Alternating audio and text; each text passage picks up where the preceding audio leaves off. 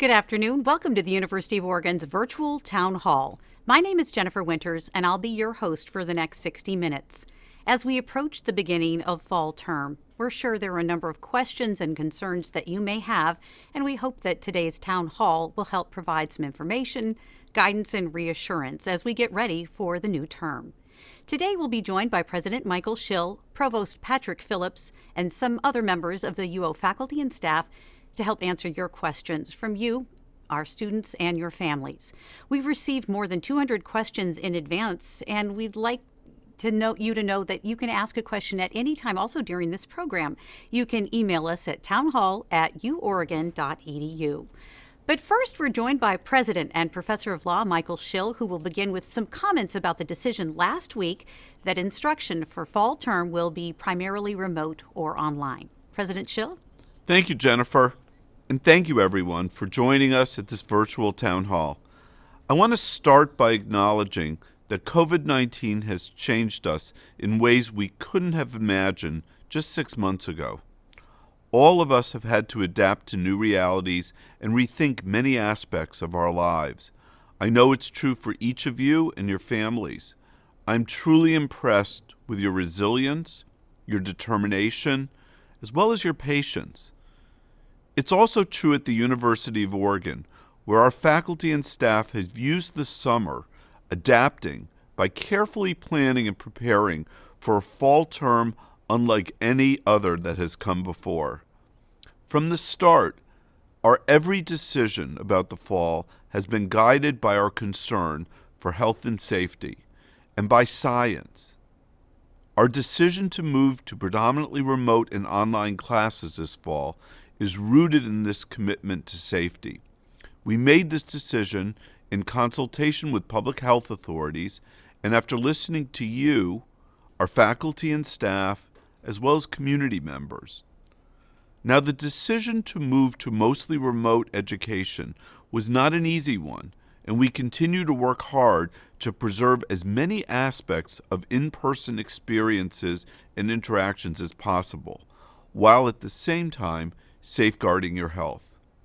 Now, many campus buildings and services will be open to our students, faculty, and staff following strict safety guidelines. For our incoming students, we've created a boatload of enhanced virtual and in-person experiences. They will allow you to make new friends, develop relationships with professors, and get a real collegiate experience. In short, we are not going to let COVID-19 take away from your experience of becoming a duck. As you're going to hear in this town hall, many of our campus facilities will be open for students, such as the libraries, Urban Memorial Union, the Student Recreation Center. We're also taking some of our classrooms right now and we're retrofitting them as study and gathering spaces. All of our students, from our freshmen to our seniors to our grad and professional students, are welcome to use these facilities. Our campus will be far from a ghost town. Staff will be available to discuss your courses. Tutoring will be provided in person. Health services, counseling, they'll be open and ready to help you. Librarians will be on staff, and a lot more. And I'll be in Johnson Hall and walking through campus with my new dog, Max. We have closed our campus to the general public, and that's going to allow us to focus our efforts on keeping our facilities and resources available to you, our students, as well as our faculty and our staff. We're also going to invite our incoming students to live on campus by instituting a robust testing, contact tracing, and isolation and quarantining program in our residence halls. All of this is going to be under strict safety protocols, such as reduced density, physical distancing, enhanced cleaning, required mask wearing, and other measures to protect the health and well-being of our campus community. Now, with respect to our curriculum, our professors have been working hard over the summer to get their classes ready for remote and online delivery. And I got to tell you, they are raring to go. And while most of our classes will be either online or remote, some small and specialized courses will be in person. Now, I know that some of you have questions about tuition and fees, and I want to address them right off the bat. Even as we shift to a predominantly remote experience, the cost of providing a University of Oregon education hasn't changed, and neither has the value of a UO degree. We still have to pay our faculty and academic and career advisors. We still have to maintain our facilities. In fact, we end up with increased expenses associated with providing the technological infrastructure for remote and online education, retrofitting our classrooms, producing online content, as well as investments that we're making in testing, healthcare, risk reduction strategies, and on-campus programs. And I know each of you supports us doing all of those things. And for those reasons, and to maintain the long-term financial viability of the institution, we cannot reduce tuition. Now, that doesn't mean that we can't help people. So we have a number of financial aid and scholarship programs that will continue to be available for those who qualify, including Pathway Oregon, which covers all fees and tuition for qualified Pell-eligible Oregonians.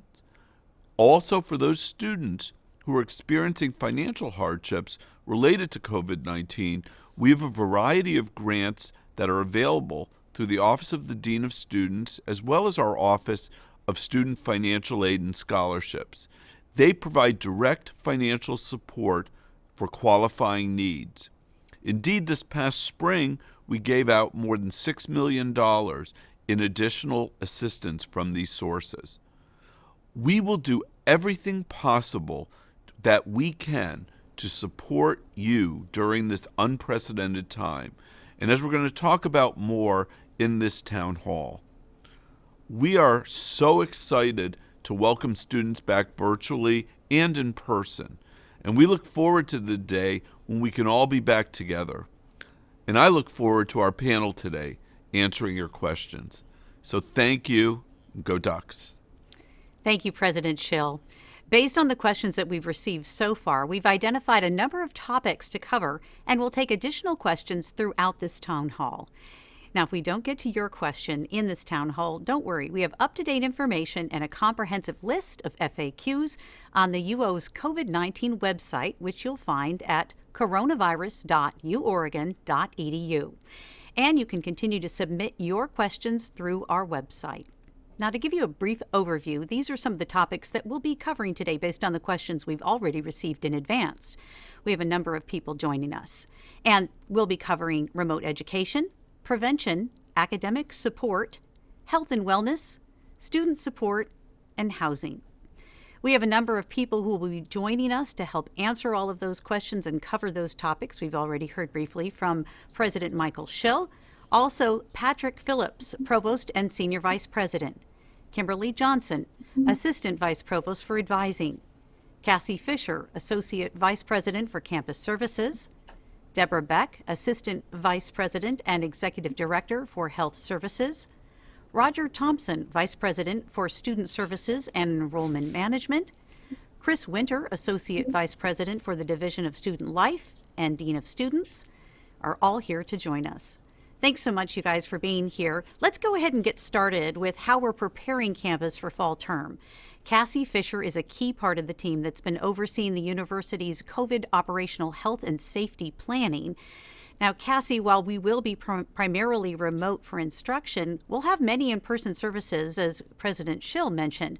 We've received a lot of questions about how the university is safeguarding our campus and community. What are some of the physical and policy changes the UO has made in order to create a healthy environment?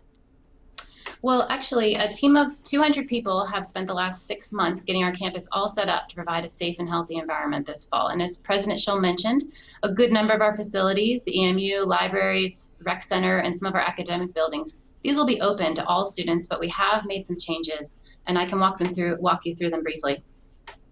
Physical distancing and barriers. We've set up the inside of our buildings in ways that reduce density by spreading out seating areas and moving furniture and designating pedestrian flow in and out to maximize physical distance. We've installed or are installing plexiglass at high traffic front desks and service counters. And we've also put in place standardized floor markings and lots of other signage and reminders.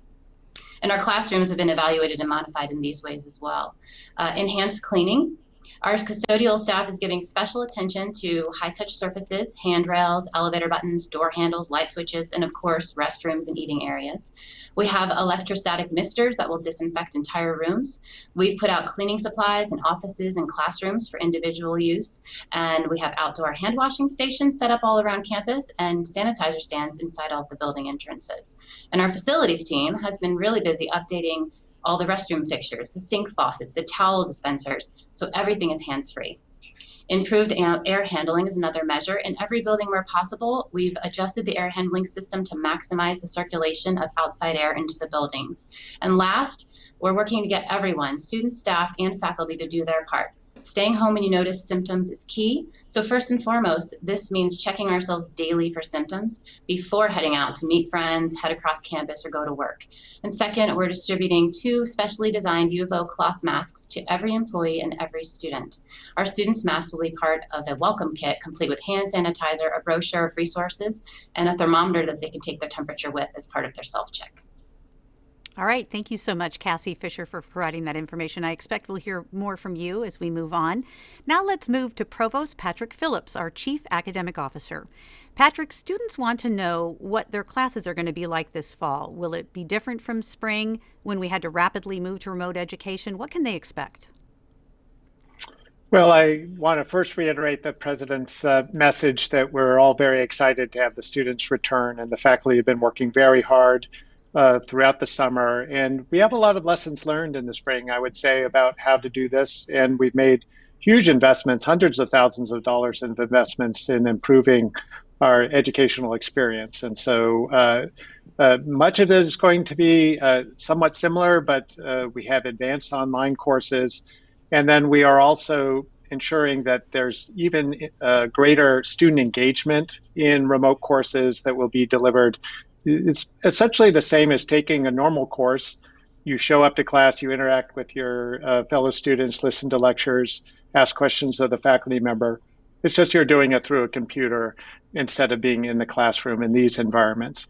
I will say that we also are focusing especially, and this is a major difference from this spring, to make sure that students have access to specialized facilities such as art studios, music performance locations, laboratories, so that those real specialized experiences are provided to the students. Well, I know that some of the questions that we've been getting a lot about is when they'll know what their classes will be exactly like, and if a student prefers to take all their classes remotely, can they?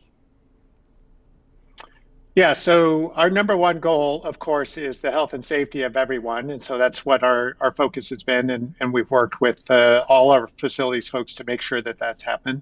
But an equal priority, of course, is, and this has been stated from day one, way back in March, is that we want to ensure that no student is impeded in their progress to degree and the success that they built at the University of Oregon. And so we're still committed to that. We will always be committed to that. And so students who want to take a full remote experience, we will certainly make that possible.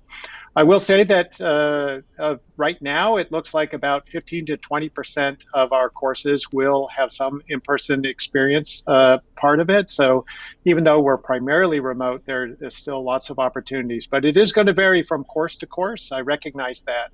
And we have had to make a big shift in the schedule. So especially continuing students who look through the course catalog, it's just the situation we're in the world right now, is that we are shifting things. So we're going to release an update to the entire catalog tomorrow. And so students will have a chance to look through and see how that impacts their schedules.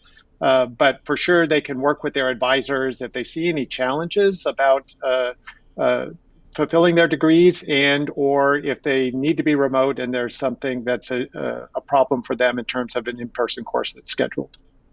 All right. Thanks so much, Patrick. And that actually is a great segue into our next guest. As Patrick Phillips mentioned, the course catalog will be updated tomorrow, and that can clarify which classes will be remote, online, or in person. Joining me now is Kimberly Johnson, the Assistant Vice Provost for Advising. Kimberly, how's your team and all the advisors going to be able to help students during this time as they get their new courses and as we get into fall term? Yes, thank you so much. We have an incredible advising team here at the University of Oregon. Our offices moved really quickly to offer remote services over spring as we transitioned and have maintained really robust advising services for our students. We manage that with how the student wants to interact with us, whether that's by video, by phone, by chat. We also have been utilizing some targeted outreach to students that we know might need additional support, whether that's phone calling them or looking at the courses that they're enrolled in. We are going to continue to maintain very robust services by also expanding some in-person services for students who need a little bit more support to sort of manage their experience. The thing that's been a really great benefit this summer is that while our orientation programs have never been remote before, one of the assets that we have is that students actually now have access to figure out how do you actually access advising via remote. While some of those services were in group or they were individual one-on-one, most of the services that we actually offer in the fall are one-on-one advising appointments, mostly remotely, while we will still have some in-person activities for students.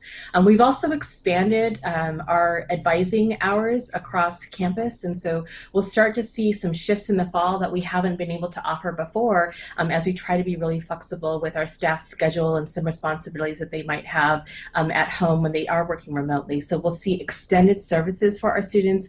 We'll see extended office hours. We're also going to be offering some additional engagement experiences, and we know that we have some students who will be here on campus, some students who will still be remote, and so all of our efforts are going to be trying to offer programs simultaneously, either asynchronously so students can engage them, having small groups in person.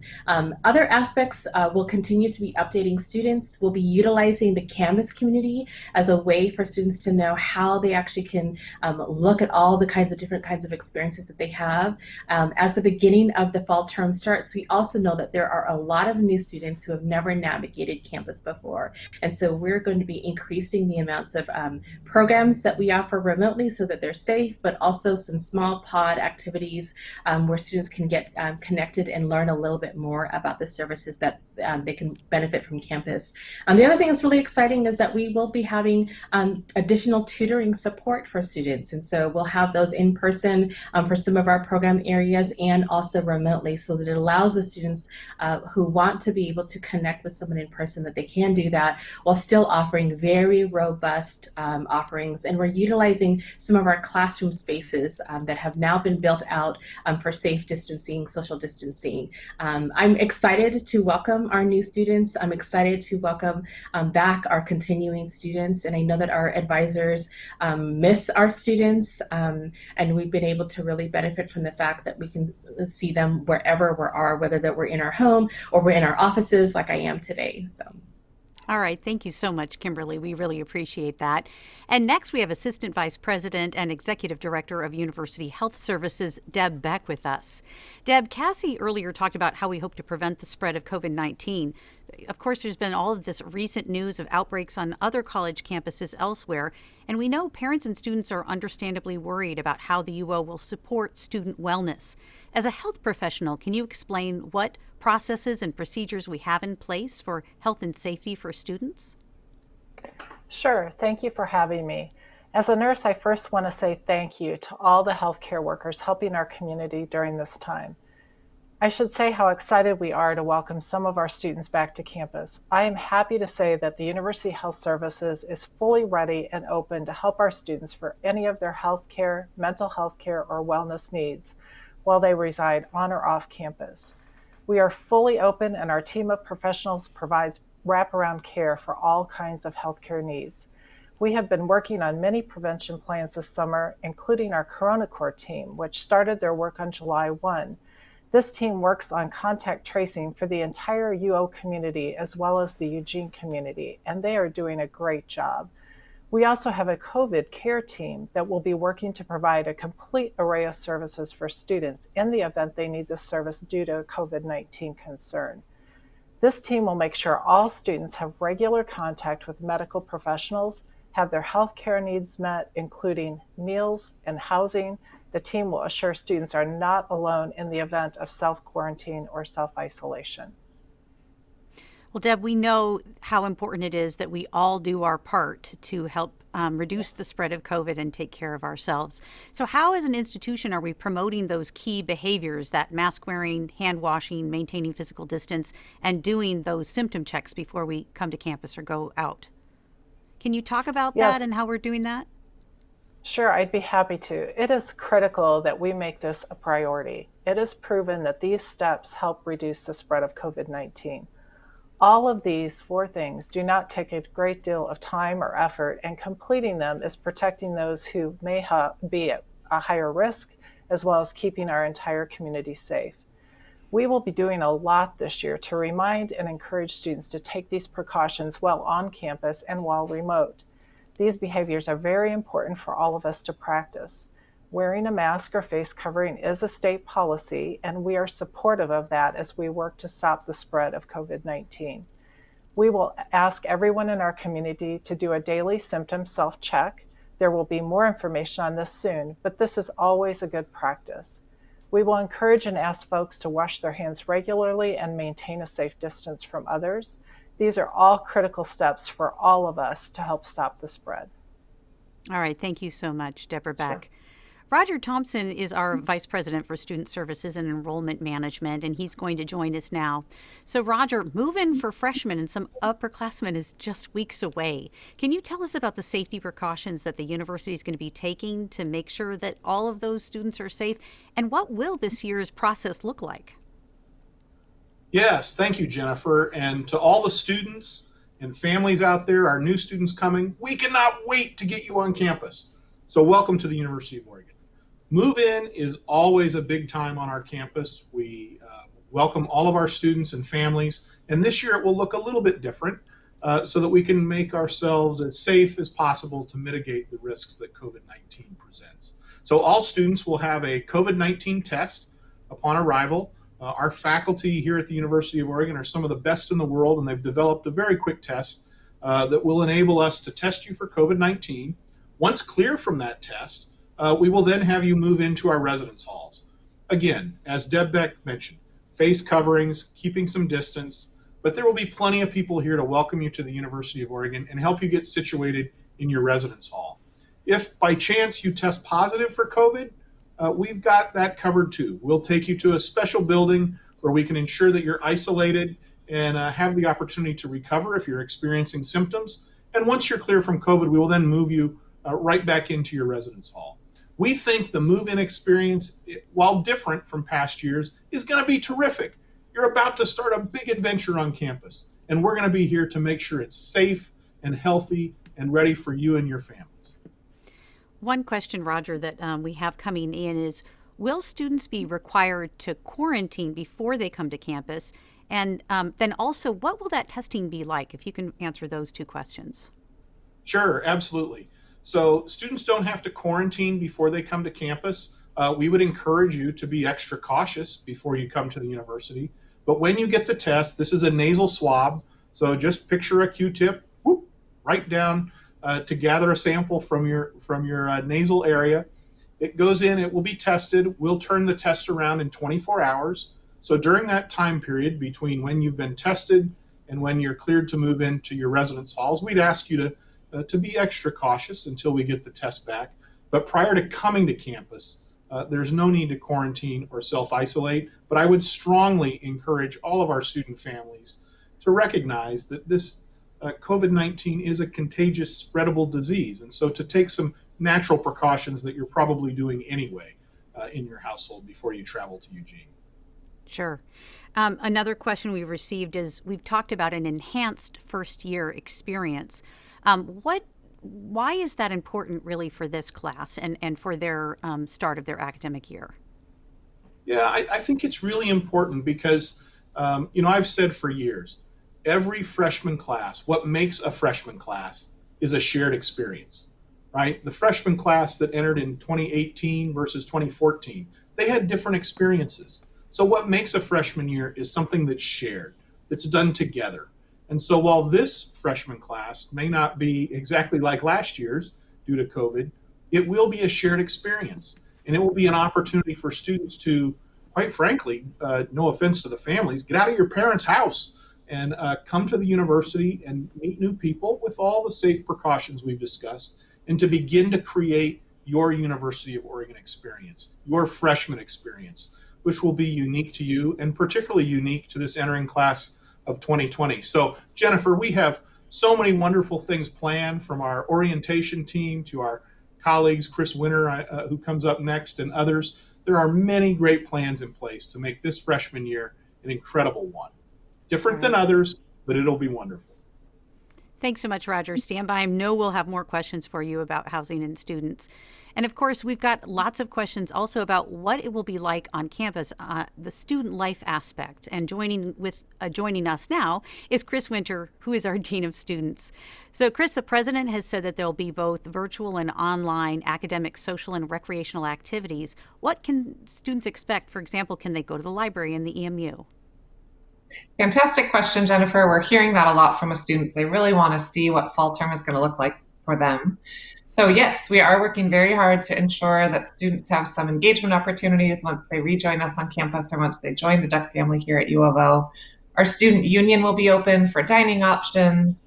There's options there. We have self studios in our craft center, or the craft center is also going to be moving some workshops outside. Our recreation center will be open. Students can use lap swim. Some of the fitness rooms will be open. You could even go bouldering as well. Our library will be open. I don't know if you knew this, Jennifer, but our outdoor program was the first program this side of the Mississippi, and Oregon in the fall is a wonderful place for students to really get outside and explore. So you can rent paddle boards, canoes, hiking equipment, tents for camping out. So there's a lot of opportunities for students to really engage on campus as well as locally as they explore their new home. We're also focusing on some identity-based virtual social hours. We really think it's important for students to connect with each other in a variety of ways. And we also know some students have varying comfort level with the in-person. So we will still have some remote opportunities for students to meet with each other and to learn a little bit more each other as they adjust to their new home or as they rejoin the university community. I also think it's important to note that we keep having new things added all the time for students to engage with and participate in. So a couple resources I want to talk about. One is the remote resources website. That is updated very frequently. It lists services, supports, and activities for students. And I also want to let students know they should check their email every Thursday for quick quacks. Those are emails that are sent out to talk about engagement opportunities for students on campus. All right, thanks so much. So before I let you go, though, that of course the state of Oregon's working really hard to mitigate the spread of COVID-19. We're actually very fortunate in Lane County to have a very relatively low number as in the state. And we definitely want to make sure that it stays that way and that people are healthy and safe. How is the UO promoting safety to our students, both living on campus and off campus? We have been putting a lot of work into that this summer. Our students are not only members of our campus community, they're also members of the Eugene community. And so we are launching an educational campaign for students that explains not just the community expectations that we have and expectations around how students can slow the spread of COVID, as Deb went through, but also how to talk with COVID issues with your roommate. So what conversation should you engage in before you move in with someone, and no expectations around inviting other people into your home and wearing masks when you're in your home. We'll also have some more information going out about how to host safer small gatherings for students, preferably outside, so that students learn a little bit and have some educational exposure to what we would want them to engage with if they choose to do that this fall when they're here. I have personally held meetings with property managers, our Religious Directors Association that works with a lot of religiously affiliated co-ops off campus, city leaders, our city officials, our fraternity and sorority life community to talk about resumption plans and to build better connections and partnerships so that we have a web of support for our off-campus students. We think that's really important. We know our on-campus students have fantastic colleagues in housing, but we also want our off-campus students to know that they're not alone as they navigate this new normal for folks. And then finally, we're very excited about a very new partnership with Peace Health and Lane County Public Health, where we will be engaging some of their help with our fraternity and sorority chapter houses, as well as some large apartment complexes, to get some more guidance from them about things that we can do to make those locations as safe as possible. That's great. How about enforcing of mask wearing and distancing? I know that is a question we get a lot, is how, if someone's not wearing a mask, do we handle that? Yeah. Part of the joy of my work is that I do get to dip into the realm of that student conduct piece, right? And so I think it's important that we first of all state this is a shared responsibility. Our whole community is responsible for being accountable to themselves and accountable to others and following some really simple guidelines that we have set out that aren't that hard to follow to stop the spread of COVID. We're following a state law, and so it's important to know that it's not just something the university is saying our students should do. It is a state law that we have also made into our campus policy. So it is important to note that as well. This isn't unique for us. You know, we have a student conduct process that's been in place since the institution started back in 1876, I believe. So this isn't new for us. This is something that we have a process in place that if a student is not able to adhere to policy or law, that we have a follow-up accountability option for students. It is always going to be educational in nature. We are an institution of higher education. But we do have the option, if students aren't able to follow those community standards, of going into the conduct realm that is a little bit beyond education, that helps students to understand that there are some severe consequences when they're not able to follow those pretty simple steps that we've laid out for them. If a student falters, again, we're able to address it through these processes. It is an individualistic approach. We don't have a blanket statement for every situation. And we have very dedicated staff that are committed to helping students understand the consequences of their behaviors. All right, we also included on our Dean of Students website a reporting form. So if you have a concern about a next door neighbor or as a fellow student that's not following policies or guidelines, you can report that through our Dean of Students website. Chris, I'm sorry I interrupted you there. That was an important point. I really appreciate that. I'd like to now address what happens if a student feels sick or tests positive for COVID. We know that is a big concern, and we've had many questions about this. And for this section, we're going to bring in 4 people we've already heard from: Deb from Health Services, Chris from Student Life, and Roger Thompson with Enrollment Management and Student Services, rather. So, Deb, let's start with what happens if a student doesn't feel well. Can all students go to or call the health center ahead of time? Yes, all students can, whether they're on campus or off campus, access the student health services. The services are set up so we ask if they're not feeling well to call us first. This will allow us to talk to them, assess their symptoms, and decide the best course of action for them. Students who are exhibiting signs of COVID-19 or signs of illness that we consider might be COVID before we clinically diagnose them will be asked to go to a separate entrance off of Agate Street, and this entrance will allow them direct access into a clinical environment that keeps them secure while they're there and keeps our well students away from those who are exhibiting symptoms. So we definitely have a great practice in place. The Call First campaign is out there for non-routine appointments or for those who are ill same day. All right, thank you. So if a student is living in housing, Roger, and they get COVID, how will we support them and what is the next step? Yeah, if a student's in university housing and they test positive for COVID, we're going to move them into a residence hall that we've set up for students who have tested positive. Once they arrive in that hall, they will have tremendous support, not just from housing and university health services, but many other areas across campus. So while the student is in a different residential facility and a bit isolated until they clear through the symptoms and have negative tests, they will not be alone. I don't want people to interpret isolation as alone. There are many support services that we will place around that student to ensure that they can continue to succeed academically, that they can get better and healthy.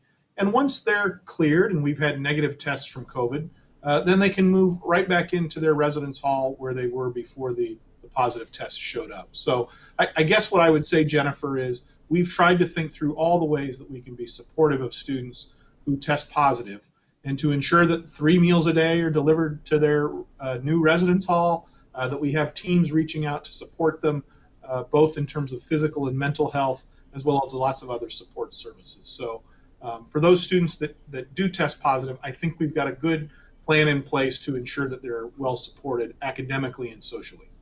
Thank you so much. Chris, if for the students who are living off campus and even for those who are living at home, how can the university support these students if they have a health issue? And obviously they need to be able to continue their education and continue progressing towards graduation. Sure. Just because a student lives off campus or is remote does not mean that they're alone in this. We're still here to help. Deb talked about the Corona Care Response Team. So that will be a group of folks that will be a front line. They can then take a call. They can help refer students to the right place to go to need the support that they might have need for. So we can help make sure that they know how to get food delivered. We can connect them with our financial assistance if they can't pay the delivery fee for that food. We can help them figure out an isolation plan if they're in a place where they need to find some separation. So we can even help them with accommodations and communicating with their faculty if they're worried about their illness impeding their academic success.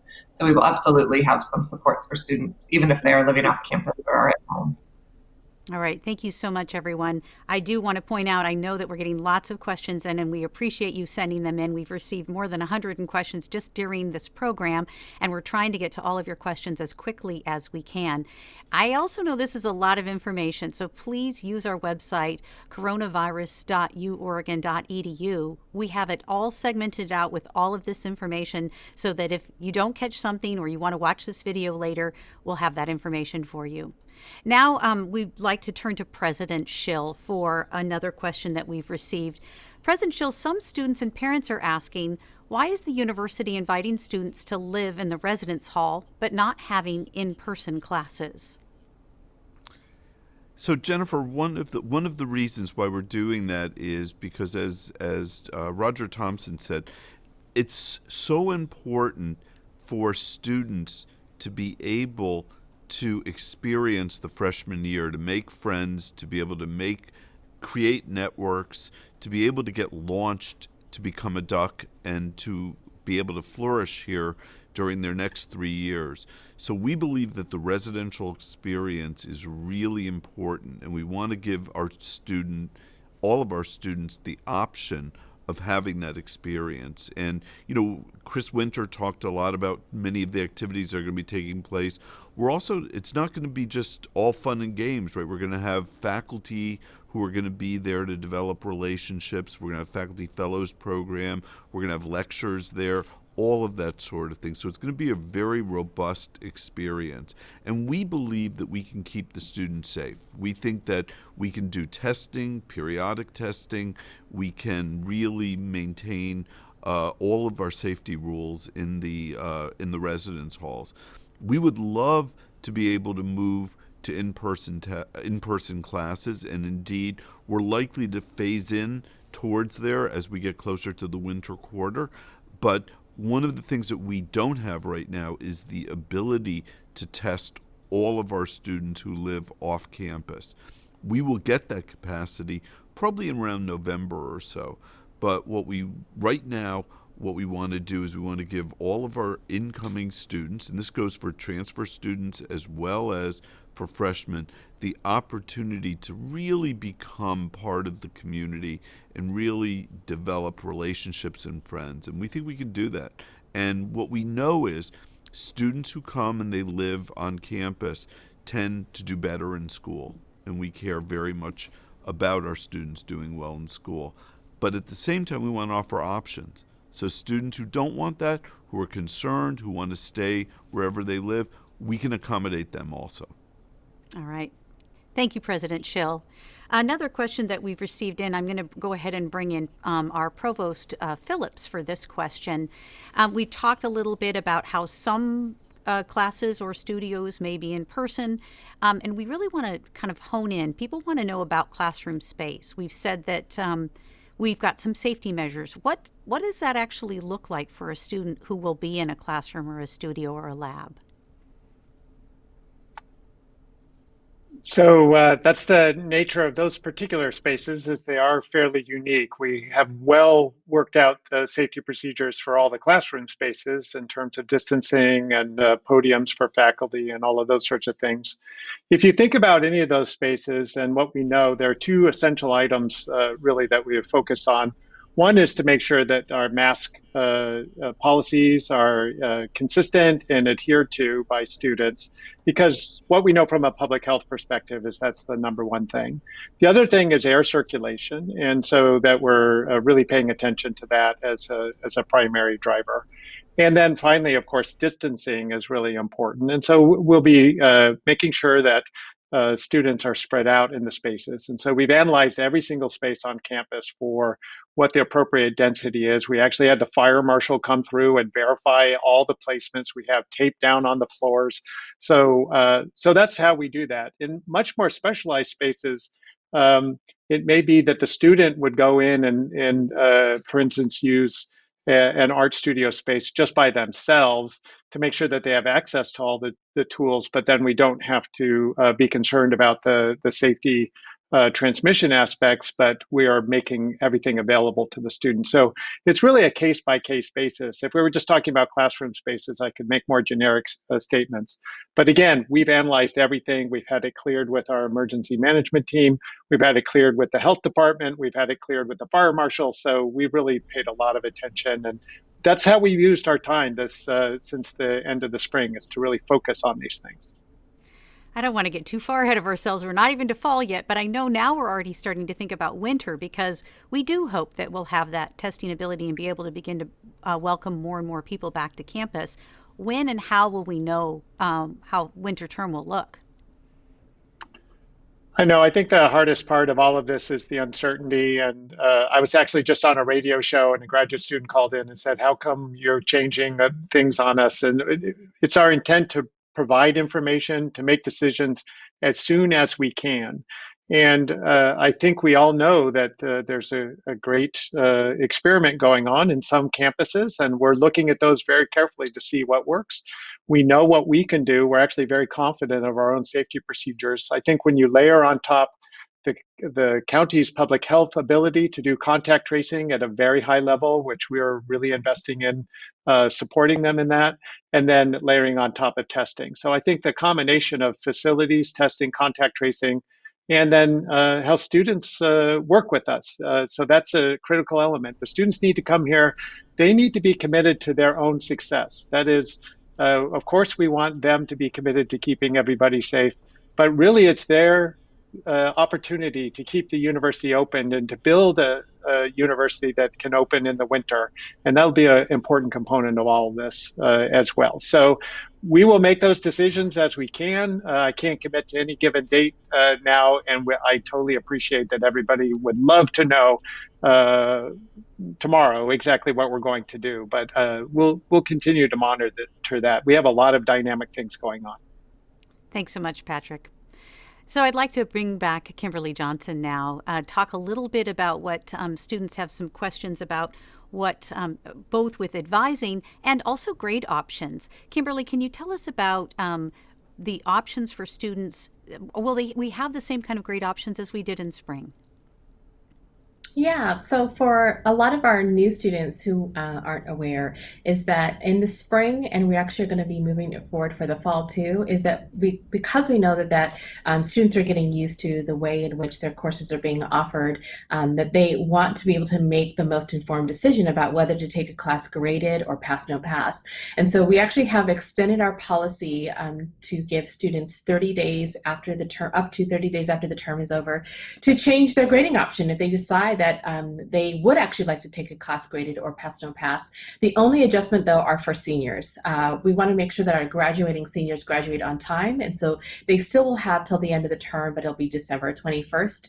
We have saw that be really successful in the spring to allow students the flexibility so they can dive into their courses, look into new areas that they're not necessarily as familiar with, and feel confident that they can have these options at the end of the term when they actually receive their grades.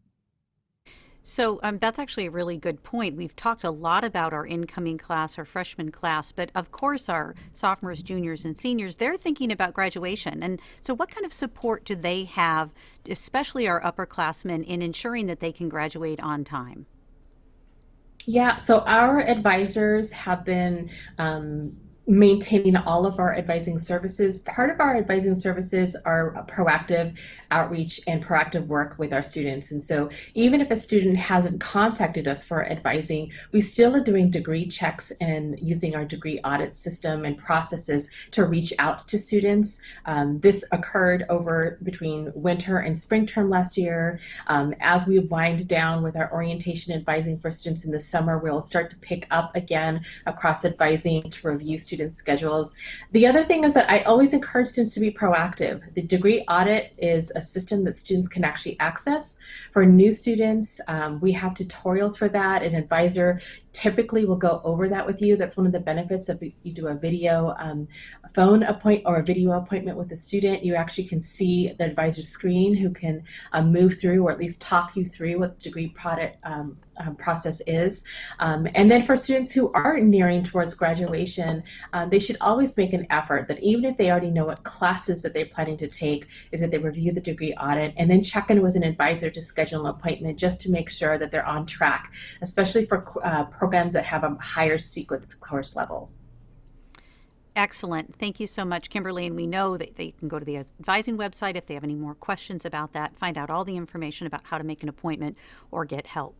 I'd like now to move over to Cassie Fisher, who's going to join us again. Remember, Cassie, she works for our campus operations, and she is been part of the key group of people, 200 people from our incident management team that's been planning for our health and safety here on campus.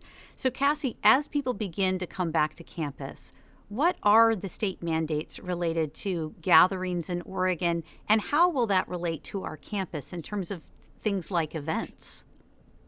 Right. Well, we know that gatherings are unfortunately a great way to spread COVID-19. And so we're following Oregon's rules really closely on this one. University events are going to be limited to 50 people indoors and 100 people outdoors. And of course, that involves lots of safety measures like sign-in sheets and required masks and distancing, things like that. And also, I'll point out that social get-togethers, more private get-togethers in Oregon are limited to 10 people.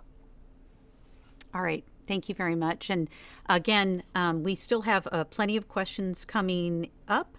Let's go now to, looks like we have Roger who can come back in again.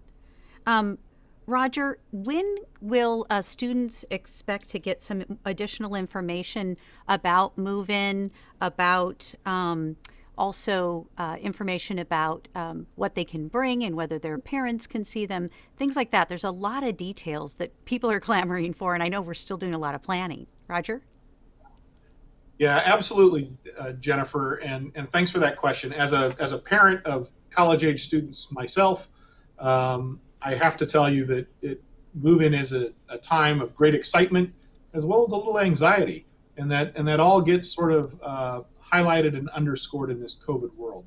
So a couple things that I would say. We're going to have significant information out to you in the next couple days, probably hitting your mailbox early next week, that will have details about how our move-in, testing, that entire process that helps a student transition into our residence halls. That is coming. And one of the things that I would say to the families and to the students is that we're really excited to have you. And we hope that you're excited to join us. So know that while we're going to have masks on, there are big smiles behind that mask. We are really excited to get our students back. In terms of moving your student in, we would ask that you do that in a very efficient kind of way. We're spreading move-in over about a 9 to 10 day period instead of what would normally be a 4 to 5 day period. That's to enable us to have social distancing, allow our students and their families to spend some time together before the families head back home. And I just want to reassure our students and families, we are doing extensive cleaning throughout our residence halls. You will see cleaning of common spaces happen multiple times, not just throughout a day, but over the course of the week. All of our dining facilities have adapted to meet CDC World Health Organization, State of Oregon Health Authority, as well as Lane County guidelines. So a lot of our food and dining facilities are going to be a little more grab and go, and not quite the old buffet style that we used to have. We'll still have places where you could eat as much as you care to. It's just going to be people serving that food to you instead. So, Jennifer, I would just say, move in is an exciting time. It's a great time for our new students to be taking this critical step in their lives. And I'm really proud of our students because I think by coming to the University of Oregon, they're saying they're not going to let COVID win. They're ready to come. And I think most of our students recognize that the experience will be a little bit different, but it's going to be wonderful. And we'll be there to support you the whole way through. So I hope that helps give a little guidance to students and families. We have a significant amount of information that I think will clear up most of the issues around move-in coming very soon. Excellent. Thank you so much, Roger. We'd like to go back to our Dean of Students now, Chris Winter. Chris, we have a lot of questions that are coming in regarding the again, we talked a little bit about how we're going to work with off-campus, and fraternity sorority life is something that people are interested in. Will there be testing requirements for folks who are living in fraternity sorority life, and what will the process for supporting those students? Obviously, those are houses that aren't on our campus, but we are affiliated with us. That's a great question. We are not mandating testing but we will offer optional testing for students. In fact, any student that needs testing can get one at the health center. So we are working through our testing right now for FSL to make sure that this is an option for this community. We are working closely. Every chapter house had to turn in a resumption plan with some details around what are their isolation quarantine plan looks like? What does their cleaning schedule look like? What does their food service look like? We have gone over those with a fine-tooth comb and are communicating back with the chapter houses, again, with colleagues from Lane County Public Health and from Peace Health to help give some guidance. You hit the nail on the head, Jennifer. These are privately owned homes. And so while we don't have the type of sway that we would with our residence halls, we are able to help them and give them guidance to make this as safe as possible environment for students. We also have really dedicated staff in our fraternity and sorority life office that are connecting with students to see what help they need from us. How can we help them figure out a better isolation plan? What can we do to help them get through this so that they can continue with this connection that's really meaningful for them in a way that is as safe as possible? I will also say it's not just fraternities and sororities. This is with any student club or organization or group living facilities, which we have a number of group living that aren't fraternities and sororities, that any off-campus student is able to get that same level of support. Great. I have another question for you, Chris, and then I'm going to, after I ask another question of you, I'll go to our Provost Patrick Phillips. Chris, we've talked a little bit about some of those on-campus things, but can you tell us a little more about what those experiences will be like? I mean, we are getting lots of questions, very specific questions like, can I ride a bike with the outdoor program, et cetera? What are some examples of things people can do? Yeah, a huge part of the college experience, of course, President Schill and Provost Phillips, the classroom is a very important part of the college experience. But I think our students would also say outside of the classroom is what puts the cherry on top for a lot of students for their college experience. And so we are focused on offering both in-person and virtual intellectual, recreational, and social activities for students. Some of the things that I can think of that I know are happening off the top of my head, our fall term career fair is moving forward. We're also having a nonprofit connections fair virtually, so students can connect with nonprofits to learn a little bit more about those options. You can rent a bike from the Outdoor Center. I talked a little bit about outdoor and our PE and rec center and our EMU, but students could also tour the art galleries on campus. They can join a student club or organization. They can join an exercise class that we'll be offering. We have study sessions in the library that students can join. And we'll also offer a lot of workshops on campus as usual. Some may be virtual, some smaller numbers in person. Things like building resilience, time management, and organization. So we will continue that out of classroom experience for our students. Excellent. I do want to talk a little bit more about the in-classroom experience. And I just want to also do a time check for folks. We had said we'd be with you for 60 minutes. We're going to extend that time just a little bit longer so that we have more time to answer your questions and to hear from all of our panelists again. So let's go back to our provost, Patrick Phillips.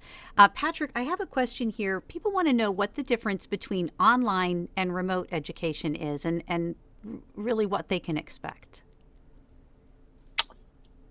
Yeah, that's a common question because these are kind of an insider's term of art thing. But before I answer that question, I just want to amplify on a couple of things that that the Dean of Students said, Chris.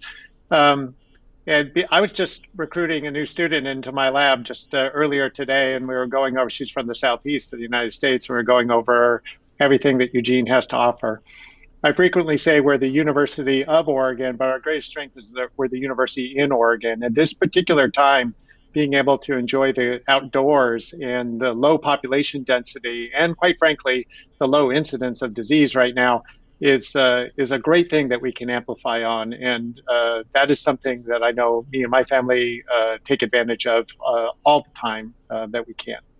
So in terms of the what do we mean by remote or online? Online has a very particular definition, which means that it's a course that is designed to be taken online. Frequently, that will mean potentially asynchronous delivery of materials. But what we've done is make sure that every online course has gone through a very stringent design process with a course designer to make sure that it really functions well for students who need a wide variety of modalities in that. And so we've really made investments. 50 new courses have been redesigned this summer to add on a really robust set of offerings that we already had. So that's really what that design is. By remote, we mean essentially it's your normal course. It's just that you're experiencing it in a remote modality. So the experience is the same and the engagement is the same. You're still talking to your professor. You're still hearing that lecture. That math professor is still writing their equations, except instead of being on a chalkboard, it's going to be on a digital sort of tablet instead. But you're there engaged with other students. You'll have breakout groups. Students now are so sophisticated about these Zoom breakout groups and things like that. They know what that means, but you're still engaging with the faculty, with the students. I think another question, and maybe you're going to get to this, but I'm going to preempt it, is, well, what is the engagement of faculty? What about office hours? You know, office spaces are not the best COVID environment right now, but we do require all faculty to make office hours available. I know our faculty are very dedicated, and you can always schedule additional appointments as well. And so to some degree, you have even more access to faculty using these electronic means than you do when you had to schlep around campus and find them in their office. So we are here for students. The faculty are committed to students. And we are at the upper administration level, committed to making sure that the engagement model is followed by all courses. And I just want to make clear, asynchronous is when it's as if it's recorded. You can go and join it at any time. It's not necessarily happening live at that moment, right? Yeah, so what that frequently means is it's not like an hour worth of material. Right. The course is designed with bits and pieces, and you can do some online exercises, get a little lecture material. And so it's really a different kind of experience than your normal kind of lecture course. That totally makes sense. And another question, you talked about office hours, but we have a question from a parent who wants to know, how would you encourage students to stay in contact with their faculty and engage them and really get the most out of that experience? Well, I think one of the things we learned from the spring, and that we've been working with our faculty on, but also want to work with our students on to make sure, is we heard this from a lot of families. Actually, I got a lot of emails in March about this from family members. Can you please make sure that we're teaching on a schedule? My student needs to have a schedule so that they wake up and they come to class and they know what they're doing. we fully recognize the experience and the challenges that students have. And some of those are motivational. I know that I experienced those myself. And so partially it's just keeping a regular schedule. And this is what we say to all students. The best clue for your success is to engage in the class, engage in the coursework, show up to class, and then use office hours, make appointments with your faculty members. And in this case, in many cases, especially for like laboratory courses, there could be graduate students. Students feel really comfortable engaging directly with graduate students a little closer in age. So yeah, take advantage. I do have to say that the more that students are in charge of their own success and take advantages of what we're offering, it is sitting here for you, but you do have to step into it sometimes. And that's what our strongest advice would be. For sure. They have to be advocates for themselves and really engage. I know we both have college age kids. Actually, a lot of us do. And we're always telling our kids, go, you can do it. All right. We do have a bunch of questions that have come in. We'd like to talk a little more about testing. So I'd like to bring back Deb Beck from Health Services. Deb has been leading a team of people. They've been open around the clock, practically open all summer, supporting the students, supporting the contact tracing. I would like to look at one more question that we have here. So what if a student contracted COVID-19 while on campus, would they be allowed to quarantine in their dorm room, or would they have to be completely removed from campus? Sure. So any student who tests positive for COVID-19 would go to a separate place on campus, a separate residential hall, to stay isolated until they were cleared by a medical provider. This does not mean that they will be alone. They will have full resources as far as healthcare, dining. We'd make sure all of their needs were met, personal and health-wise, but they would be in a separate area in a hall specifically for those who need to be self-isolated and well cared for. A student may test positive. We talked a little bit about Corona Core. What happens next to ensure that we try to isolate or keep that student and that spread from continuing? Sure. So we have a deep Corona Core team. They're a team of contact tracers, and what they would do is they would call the student and they would find out where the student had been and who they'd been in contact with, and decide if those are really close contacts and if those folks should be tested at the University Health Center and reviewed by a medical provider, and if they do indeed need to quarantine as well. So close contacts may be asked to quarantine for a period of time to make sure that they do not get the virus and spread the virus to other members of the student body or of the UO community. Those who are testing positive do need to isolate for a period of 14 days. And this is important to make sure that they're no longer contagious when they re-engage, either in the residential hall or with their small group of friends or while they're out and about on campus. Despite using masks, social distancing, and washing our hands, we still need to take care of those who are testing positive and keep them out of the main UO community for a period of time, just to keep everyone safe and mitigate our risk. And in terms of informing campus, we have some pretty clear protocols, don't we, about if a student that's affiliated with the university or if a faculty member who's been on campus tests positive for COVID, what are we committed to doing? So we're committed to taking care of that community member while they're in isolation and make sure that they have all their needs met. We are very careful. We completely adhere to all of the HIPAA privacy rules, and we make sure that we do not signal out any person in isolation or a contact. We make sure that their identity is kept anonymous and only a few people know, but we are there to help them and we want to support them, and we will ask them to consider engaging with our mental health folks, with our medical folks, with their faculty and staff, and let them know that they are in isolation if they choose to do that, so they can fully study remote and keep up with their studies. But we will make sure that their privacy needs are met as well. So their privacy needs are met, but then we also inform campus if there's been a case. We have a page on our website, our cases page, so that people have awareness of the prevalence that we have on campus for those cases that are known. So we really appreciate that, Deb. I'd like to move now to Chris Winter. We have some more questions about health behaviors, is what we call them, really doing our part to keep the spread of COVID from happening. Chris Winter, our Dean of Students, can you tell us about some of the measures that the university will be taking to discourage gatherings that we know can be a source of spread, or in educating people about the kinds of behaviors that, while we can't control it on campus, off campus, we really want them to do their part?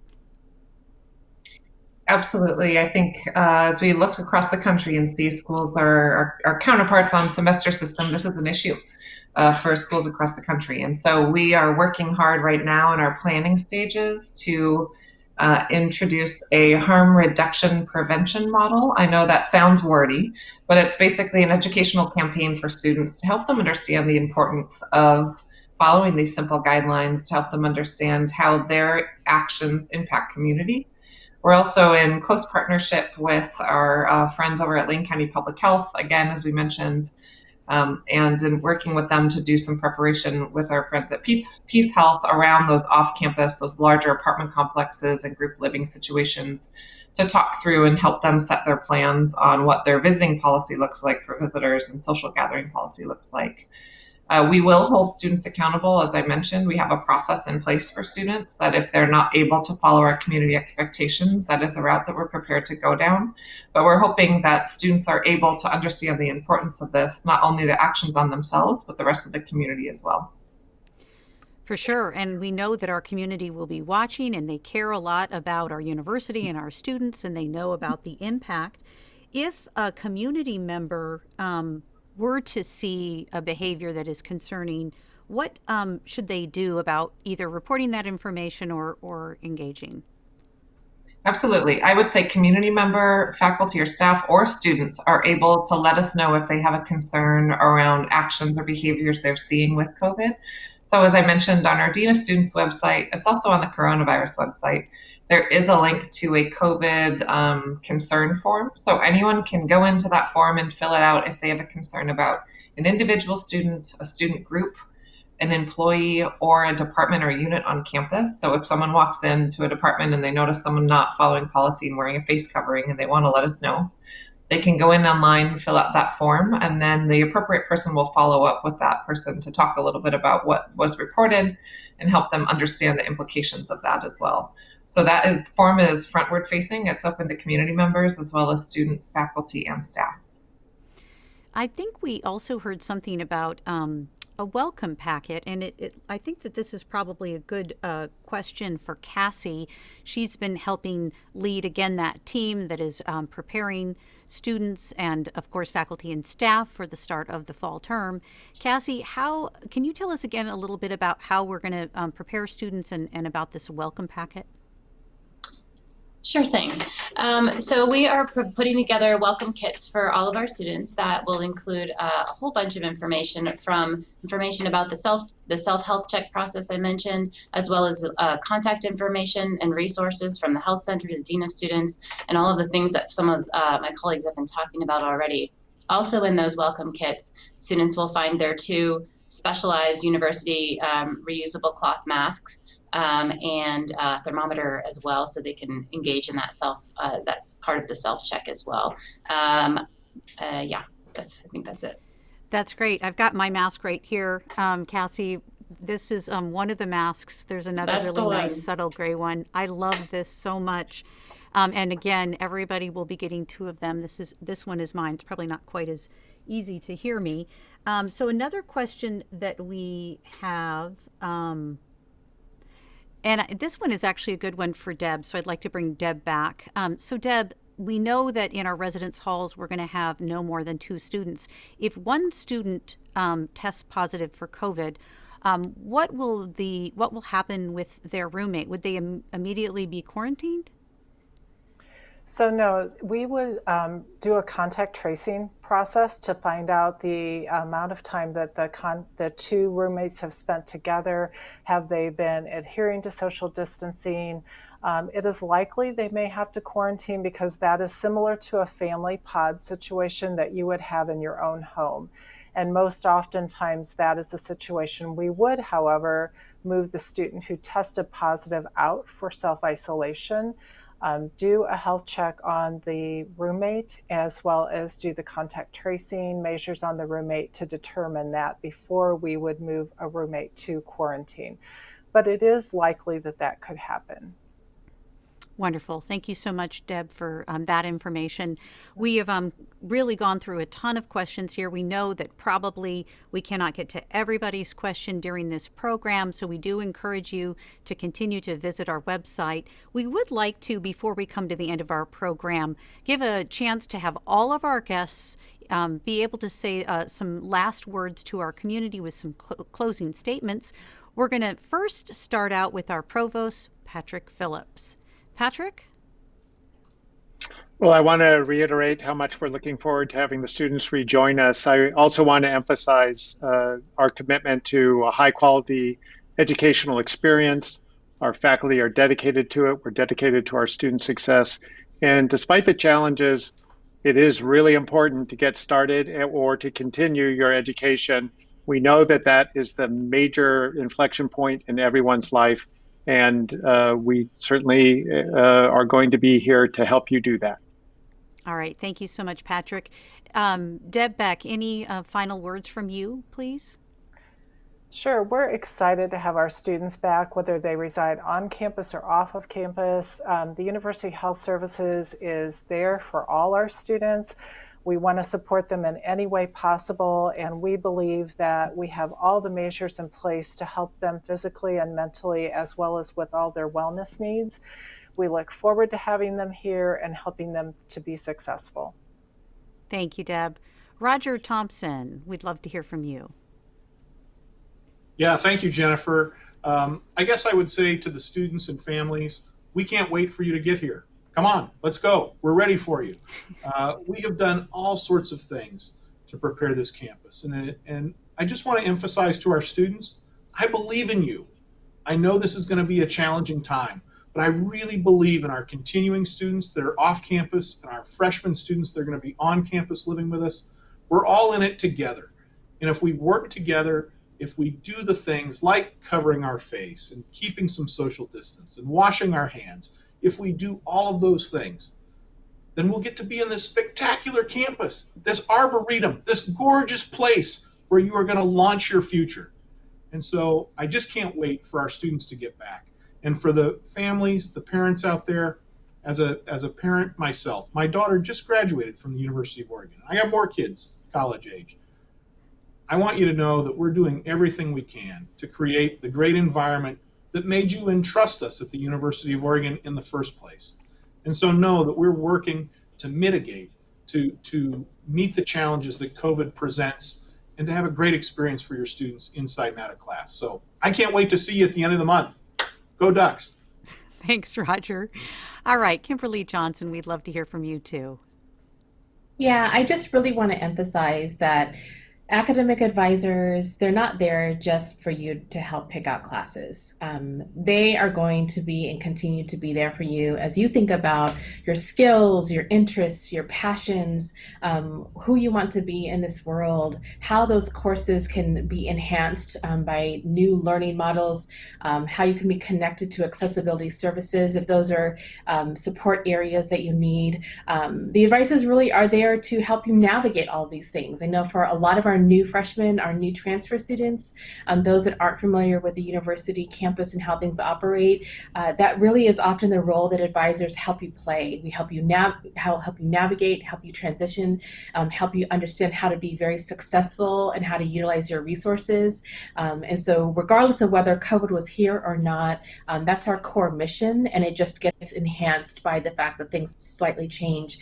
The other thing that I think is just really important to emphasize is that we are going to continue and maintain our inclusive and equity lens that we're using as a campus and enhancing those. Our multicultural services and programs, the things that we offer for some of our identity-based programming, those all are the robust kinds of things that we bring to you as students, so that you not only are engaging in academic and ways that you can think about your career, but just who you are, who your identity is, how that connects to the larger, broader community here at the University of Oregon.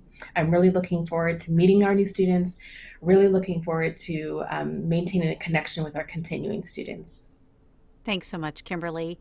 Cassie Fisher, some final words from you?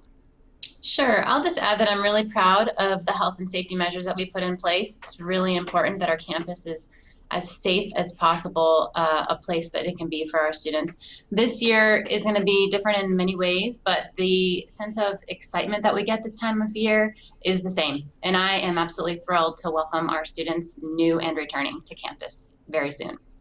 Thanks, Cassie. And finally, Chris Winter, our Dean of Students. Let's hear from you. Thank you, Jennifer. I just want to acknowledge that this was not the college experience that most people thought they would be going through, but here we are, and we're in this together.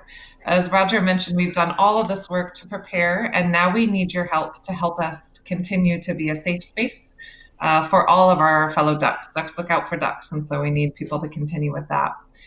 Students are of the utmost importance. We wouldn't be here without our students. It's that simple.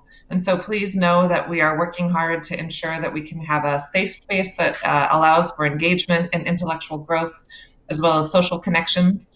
We're very excited for the fall, and we can't wait to welcome you back for the experience that we think you deserve, even in these unprecedented times. And I can't wait to get back to precedented times. No kidding. Thanks so much, Chris Winter. Now, to close out our program, I'd like to welcome back our president, Michael Schill. Mike? Thanks, Jennifer. And I just, after watching this, I just feel so proud of everyone here. There are so many, you've just met 6 or 7 of our administrators and staff who are here for your students and here for you students too. And we just can't wait for you to be back. And I want to thank everyone who joined us this morning and echo the sentiments that you just heard from all of our colleagues. We miss you. We can't wait to welcome you back to our campus, virtually and in person, safely and responsibly. We continue to prepare, adapt, and keep up with the latest science and best practices to make your time with us both valuable, safe, and meaningful, and fun, I hope. I also want to take a moment to speak to the parents and family members who've joined us today. As Roger said, we know that you are and continue to entrust your students to us, and we take that responsibility seriously. Everything that we're living through right now amplifies any feelings of concern tenfold. Know that each of us is going to work as hard as we can to take care of your students and help them succeed. These are difficult times in our country, and we will support you, our students, and our families wherever you are, whether you're on campus, whether in Eugene, whether in your family's homes, whether you're in a different country. Your health and your safety are our top priority, period. Our decision for the fall term was not an easy one, but please know it was made with care and extreme planning. In addition to everything that we can do to make you safe, we are working hard to make this academic year truly awesome as well as memorable. I look forward to the start of the fall term at the University of Oregon and to an opportunity to meet each of you here. Thank you. Thank you, President Schill. And again, thank you to all of our panelists. We'd like to thank all of you for joining us for this time. We know we probably didn't answer every single question out there. So a couple of things that you can do. First, check the FAQs and that coronavirus webpage. If you don't find your answer there, you can call our hotline or submit a question through our webpage. Also remember, we're going to be emailing information out to you on your U Oregon email account, so be sure to check that plenty too for the latest information about move-in. We look forward to welcoming you back to our campus very soon, and we hope that you stay well and healthy.